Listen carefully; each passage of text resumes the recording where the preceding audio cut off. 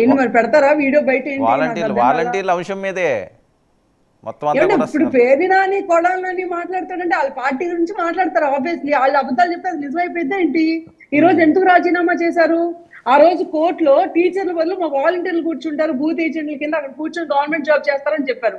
ఎవడైనా దేంతో అవుతారండి? ఇప్పుడు మీరు జర్నలిజం చేస్తున్నారు, లేకపోతే ఇక్కడ కూర్చుని ఎవరికైనా సరే ఈ రోజు వాలంటీర్ అంటే ఎవరు? నిజంగానే పబ్లిక్ కోసం వచ్చి వాలంటీర్ గా సర్వీస్ చేసేవాళ్ళ, లేకపోతే వైసీపీ ఎజెండాని పబ్లిక్ లోకి ప్రతి నిమిషం తీసుకెళ్లి రుద్దుతాం? ఇప్పుడు ఎందుకండి డబ్బులు తీసుకెళ్లి ఇచ్చినప్పుడు కూడా వాలంటీర్ అమ్మ మీకోసం జగన్ అన్న కానుక పంపించాడు అంట. ఏంటండి జగన్ అన్న జేబులోంచి తీసి అమ్మి ఇచ్చాడా, లేకపోతే ఏ ఎస్టేటో ప్యాలెస్ అమ్మి ఇచ్చాడా? గవర్నమెంట్ డబ్బులు అయ్యి అంతే. గవర్నమెంట్ ఆ రోజు మీకు మేనిఫెస్టోలో హామీ ఇచ్చినప్పుడు మీ చేతికి వస్తుంది, మీ రైట్ఫుల్ గా. రేపు టీడీపీ అలయన్స్ ఇచ్చినా సరే అది గవర్నమెంట్ డబ్బులు అవుతుంది. ఎవరు బాబు గారు లేకపోతే పవన్ కళ్యాణ్ జగన్మోహన్ రెడ్డి జేబులోంచి తీసింది కాదు.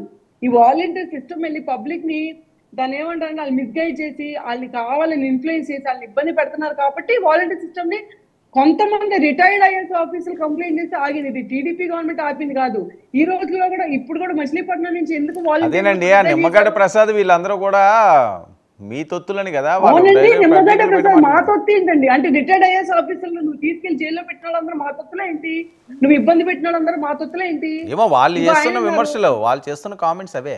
ఆయన ఇప్పుడు వాళ్ళు ఎందుకు చేశారు అనుకున్నారు? రేపు పొద్దున మచిలీపట్నంలో ఇంతమంది ఇప్పుడు ఎందుకు రిజైన్ చేశారు? రేపు వెళ్ళి కూర్చుంటారు బూత్ లో కూర్చొని వచ్చే ప్రతి ఓటర్ కి ఎదురుగుండా కనిపించే మొహం ఉంటే వాళ్ళు ఇన్ఫ్లుయెన్స్ చేయడానికి. ఇప్పుడు వాలంటీర్ అన్నవాడికి నువ్వు కూర్చుంటున్నావా నుంచుంటున్నావా, ఆంధ్రప్రదేశ్ లో జనాలు ఏం చేస్తున్నారు, వాళ్ళ ఇంట్లో ఎంతమంది పిల్లలు ఉన్నారు, ఎవరు ఊరికి వెళ్ళారు, ఎవరు ఇంట్లో కూర్చున్నారు, ఎవరు ఏం చదువుకున్నారు, వాళ్ళ మొత్తం వీక్నెస్ లు లొసుగులు అన్ని తెలుసు. ఈ రోజు బెదిరించిన గ్యారంటీ ఏంటి? రేపు పొద్దున ఎలక్షన్ ఎఫెక్ట్ చేయడం గ్యారంటీ ఏంటి? ఒక ఓకే ఫెయిర్ ఎలక్షన్ కి వెళ్ళాలనుకున్నప్పుడు దమ్మున్నప్పుడు ఆపాలి కదా. ఓకే అండ్ మీరు ఇంకోటి చెప్తారు ఇప్పుడు కాదండి, వాలంటీర్ సిస్టమ్ ని ఆ రోజు ఏం చెప్పాడు, నేను ఎప్పటికైనా వెళ్ళి పర్మనెంట్ చేస్తాను అన్నాడు. ఈ రోజు ఆయన మాట ఇచ్చినట్టు పర్మనెంట్ చేసి ఉంటే ఎవరికి సస్పెండ్ చేయాల్సిన అవసరం లేకపోతే రిజైన్ చేయాల్సిన అవసరం వచ్చేది కాదుగా. వాళ్ళకి అదే 5,000 ఇచ్చి గొడ్డు చాకరీ చేసుకొని ఈ రోజు వాళ్ళు గాలికి వదిలేశాడు. మరి వాళ్ళలో కొంతమంది తప్పు చేస్తుంటే ఎవరినని కూర్చొని ఇప్పుడు మానిటర్ చేసుకుంటారు. అందుకే ఓవరాల్ గా వాలంటీర్ సిస్టమ్ ఏంటి ప్రస్తుతానికి ఓకే ఆపారు టెంపరీగా ఏంటి పవన్ కళ్యాణ్ గారు తొడలు కొడుతున్నారట, పిఠాపురంలో పెద్ద ఎత్తున వైరల్ అవుతున్నది, సవాళ్ళు విసురుతున్నారట, వైసీపీకి చరమగీతం పాడాలని మీ బాబు గారు అంటున్నారట.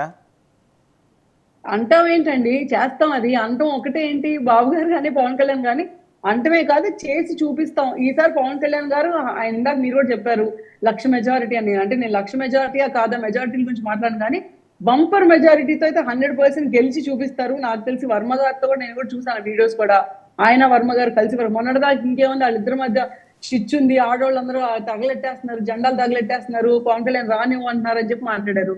కట్ చేస్తే ఈ రోజు వాళ్ళందరూ కలిసిపోయి ఉన్నారు, కలిసి చేతిలో చేసుకొని రేపు పొద్దున కష్టపడి పనిచేస్తారు, 100% మెజారిటీ తీసుకొచ్చి చూపిస్తారు. అది ఊరికినే పైపైన అనే మాటలు కాదు, చేసి చూపిస్తారు అంతే, దాంట్లో అయితే డౌట్ లేదు. ఇంక ఇప్పుడు కొత్తగా ఆడేది మరి మీకు ఐడియా ఉందా లేదు, పులివెందులో మరి అవినాష్ రెడ్డి ఏమైపోతాడు?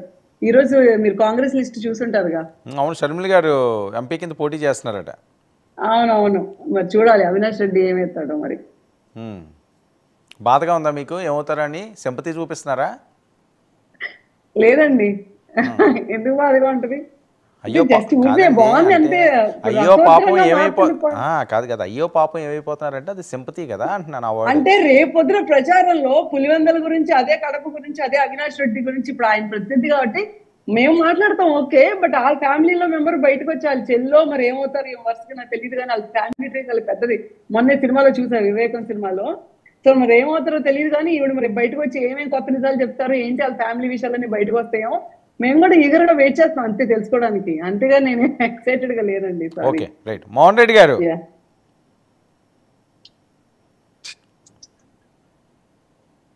హలో మోహన్ రెడ్డి గారు వినిపిస్తుందా? ఓకే మోహన్ రెడ్డి ఓకే నమస్తే. పిఠాపురంలో తొడగొడుతున్న పవనం, ఓకేనండి, పిఠాపురంలో తొడగొడుతున్న పవనం, వైసీపీకి చరమగీతం పాడాలంటున్న చంద్రబాబు, బాబు ఈ ఎన్నికలతో కీలకతం అంటున్న జగన్, ఇంకా పూర్తి స్థాయిలో డి అంటే డి అంటున్న ఏపీ రాజకీయాలు. ఇప్పుడు పిఠాపురంలో పవన్ కళ్యాణ్ గెలుస్తాడో లేదో తెలియని పరిస్థితి. అదే 1,00,000 మెజారిటీ అట, గెలుస్తాడో గెలడం ఏంటి 1,00,000 అని చెప్తుంటే ఫస్ట్ ఆ ప్రాంతానికి సంబంధించినటువంటి జనసేన క్యాడరే నాకు ఉదయం మాట్లాడినా నేను నేను ఇంతకుముందు జగన్ అభిమాన సంఘం పెట్టినప్పుడు రాష్ట్ర వ్యాప్తంగా పరిచయాలు ప్లస్ క్యాడర్ ఉంది, వాళ్ళతో డిస్కషన్ చేసిన ఏంటి పరిస్థితి, పవన్ కళ్యాణ్ గారి పరిస్థితి ఏంటి, ఖచ్చితంగా గెలుస్తున్నాడా గెలవడా అని నేనే డిస్కషన్ చేస్తే ఫస్ట్ వాళ్ళ క్యాడరే 1,00,000 ఓట్లతో మెజార్టీతో గెలుస్తామని చెప్పినారు. తర్వాత 50,000కి వచ్చినారు, ఇప్పుడు 20,000కి వచ్చినారు. ఈ సిచ్యువేషన్ లో పవన్ కళ్యాణ్ గారు వచ్చిన తర్వాత 10,000తో గెలిచొచ్చు అని అనుకుంటున్నారు అంటున్నారు. అంటే వాళ్ళ క్యాడర్ ఆ పరిస్థితిలో ఉన్నారంటే వాళ్ళు ఆడ గెలిచే పరిస్థితి లేదనడానికి ఇది ఒక నిదర్శనం. నాకు చిన్న క్లారిటీ కావాలి మోహన్ రెడ్డి గారు, నాకు అర్థం కాలేదు. ముందు 1,00,000 అనడం ఏంటి, తర్వాత 50 అనడం ఏంటి, 20 అనడం ఏంటి? పవన్ కళ్యాణ్ గారు